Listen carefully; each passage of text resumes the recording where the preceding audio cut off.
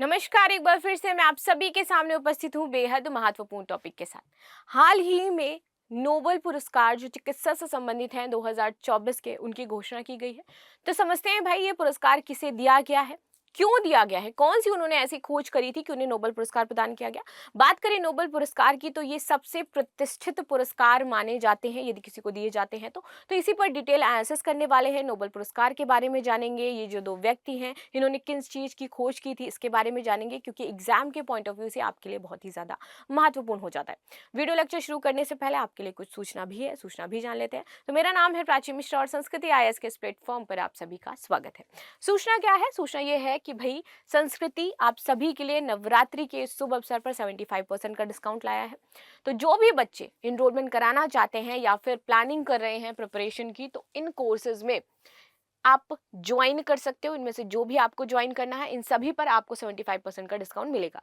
Offer हमारा सिर्फ और सिर्फ 10 अक्टूबर तक है, तो जल्दी से जल्दी आप इस ऑफर का लाभ उठा सकते हैं। आ जाते हैं नोबेल प्राइज के बारे में। तो नोबेल प्राइज 2024 अभी तो शुरुआत हुई है, सबसे पहले चिकित्सा में दिए गए हैं। ये भी जानेंगे हम कि किस किस क्षेत्र में दिए जाते हैं। लेकिन आपके लिए क्वेश्चन मैं ये छोड़ करके जाऊंगी, कौन थे मतलब भारतीय, पहले भारतीय जिनको नोबेल पुरस्कार से सम्मानित किया गया था, उनका नाम मुझे अवश्य बताइएगा कि भारत की ओर से कौन पहले व्यक्ति थे जिनको नोबेल पुरस्कार मिला था। ये क्वेश्चन है, आप सभी का आंसर सभी को देना है, ठीक है। और मैंने पूछा था परसों परसों पूछा था ना, लाइक कि मुझे डांडिया में जाना है और आप लोग मेरे को जगह बताओ। आपसे मैंने कुछ सजेशंस लिए थे, तो आपने बोला कि ma'am location, near about location बता दीजिए। तो आप मुझे मुखर्जी नगर के आसपास की जो भी लोकेशन है जहाँ पे हो रहा है, तो मैं वहाँ पर आगे तक भी जा सकती हूँ, मुझे कोई इशू नहीं है। बट मेरे को जल्दी से कमेंट में बताना कि भाई कहाँ जा सकती हूँ मैं डांडिया के लिए, because I am very desperate, मेरे को जाना है। खैर चलो आ जाते हैं, अब न्यूज़ देख लेते हैं, पढ़ाई भी कर लेते हैं। नोबेल प्राइज 2024 की बात करें तो अमेरिका के वैज्ञानिक विक्टर एम्ब्रोस और गैरी रुवकोन को ये पुरस्कार प्रदान किया गया है इस बार का नोबेल। देखिए, नोबेल पुरस्कार हमारे लिए बहुत ही महत्वपूर्ण है।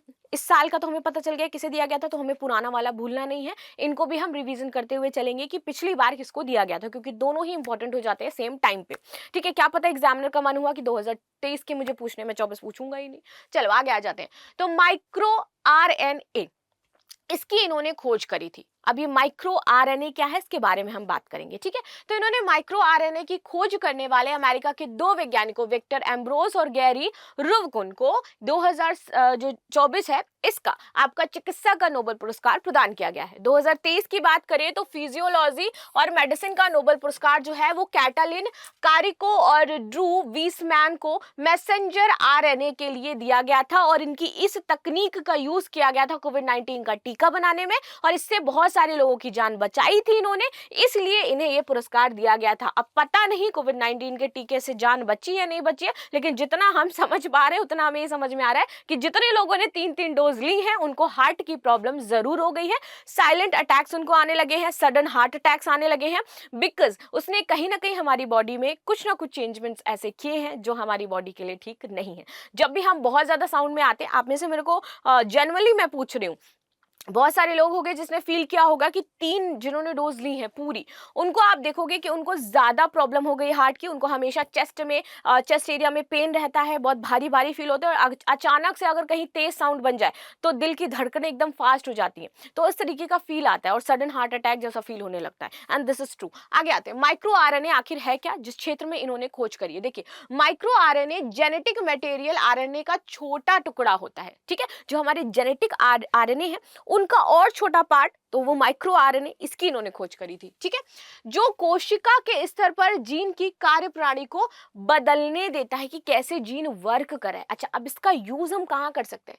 बहुत जगहों पर कर सकते हैं, बहुत चेंजमेंट्स के लिए कर सकते हैं, कैंसर के इलाज में हम इसका यूज कर सकते हैं, और इसीलिए बहुत ही ज्यादा महत्वपूर्ण माना जा रहा है कि ये जो माइक्रो आरएनए है इसको हम चेंज करके, क्योंकि ये क्या करते हैं, जीन की कार्यप्रणाली को बढ़ाते हैं, ठीक है, वर्क करते हैं। तो अब हम इससे कैंसर का इलाज भी सटीकता के साथ कर सकते हैं, ढूंढ सकते हैं। माइक्रो आरएनए की जीन की गतिविधि को नियंत्रित करने और जीवों के विकास में महत्वपूर्ण भूमिका निभाते हैं, और इसी की मैं बात कर रही थी। खैर आगे आ जाते हैं। दोनों वैज्ञानिकों की खोज ने जीन को नियंत्रित करने के नए सिद्धांत के बारे में बताया है कि कैसे हम जीन्स को म्यूटेट कर सकते हैं। ठीक है भाई, हमें अच्छे जीन चाहिए, क्या पता हम कल को वाकई जो हीरो देखते हैं, सुपर हीरोज देखते हैं, वो हम बना सकते हैं, क्योंकि हम जीन को अब म्यूटेट कर सकते हैं। आगे बात करें, उनके सोच से यह समझने में मदद मिली कि शरीर में कोशिकाएं आखिर काम कैसे करती हैं।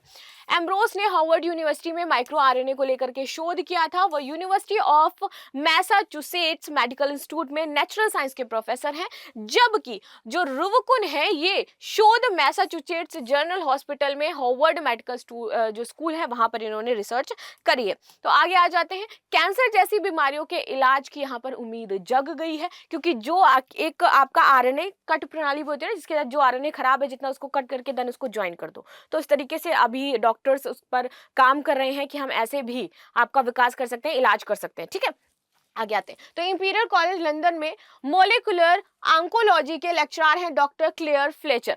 इनके अनुसार इस शोध से कैंसर जैसी बीमारियों के इलाज के लिए वैज्ञानिक के रास्ते खुल जाएंगे और एक सटीक हमें इलाज मिल जाएगा, क्योंकि अभी तक कैंसर की कोई दवाई नहीं है, आप सभी जानते हो। आ जाता है, माइक्रो आरएनए कोशिकाओं को नए प्रोटीन बनाने के लिए जेनेटिक निर्देश देता है। ये रोगों के उपचार के लिए दवाओं के विकास और बायोमार्कर के रूप में उपयोगी हो सकता है कि हमें किस प्रकार से दवाओं का विकास करना है। त्वचा कैंसर के इलाज में माइक्रो आरएनए तकनीकी किस तरह से मददगार हो सकती है, ये देखने के लिए क्लिनिकल परीक्षण आपके शुरू भी हो चुके हैं। अब आ जाते हैं नोबेल प्राइज के बारे में थोड़ा सा जान लेते हैं। नोबेल पुरस्कार स्वीडिश और नॉर्वेजियन संस्थानों द्वारा शैक्षणिक, सांस्कृतिक और वैज्ञानिक क्षेत्र में दिए जाने वाला अंतरराष्ट्रीय पुरस्कार है। ठीक है, ये पुरस्कार अल्फ्रेड नोबेल की याद में दिए जाते हैं, आप सभी जानते हैं। वह एक स्वीडिश रसायन इंजीनियर और उद्योगपति तीनों ही थे। उन्होंने डायनामाइट का आविष्कार किया था और उनको लगता था कि ये उन्होंने बहुत गलत कर दिया, तो उसका वो कंपनसेशन एक तरीके से हमेशा देना चाहते थे अपनी साइड से। कहते हैं कि उन्होंने कहा कि मैंने एक ऐसी चीज बनाई है जिससे दुनिया खत्म हो सकती है। ऑफ कोर्स डायनामाइट बनाया उन्होंने, तो जब उसका यूज किया गया तो उनको लगा कि उन्होंने बहुत गलत आविष्कार किया है, ऐसा उन्हें नहीं करना चाहिए था। तो उन्होंने बोला अब कोई अच्छा अगर काम करेगा ना तो मैं उसको प्रोत्साहित करूंगा, तो मैं उसको पैसा दूंगा। तो इस तरीके से इन्होंने ये चीज शुरू करी। 1896 में इनकी मृत्यु हो जाती है और नोबेल पुरस्कार पहली बार 1901 में दिए गए थे। नोबेल पुरस्कार आपके भौतिकी, रसायन विज्ञान, चिकित्सा, साहित्य और शांति के क्षेत्र में प्रदान किया जाता है। ये पुरस्कार समारोह हर साल होते हैं।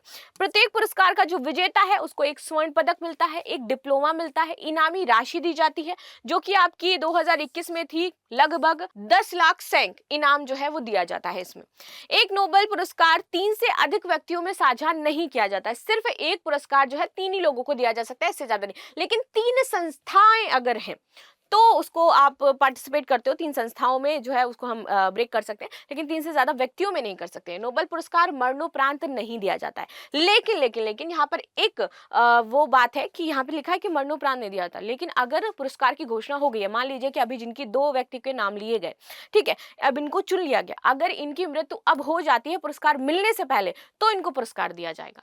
लेकिन अगर कोई किसी की डेथ हो चुकी है और उसके बाद इसको रिकॉग्नाइज किया जाए तो ऐसा नहीं है। ठीक है, तो ये इनके कुछ रूल्स हैं। चलिए, तो ये था नोबेल पुरस्कार के बारे में जो हमने जान लिया। साल 2024 के पहले पुरस्कार है, बहुत ही महत्वपूर्ण हो जाते हैं, पूछे भी जाते हैं एग्जाम में। तो हम मिलते हैं नेक्स्ट क्लास में। आपकी क्या राय है मुझे अवश्य बताइएगा and thank you so much.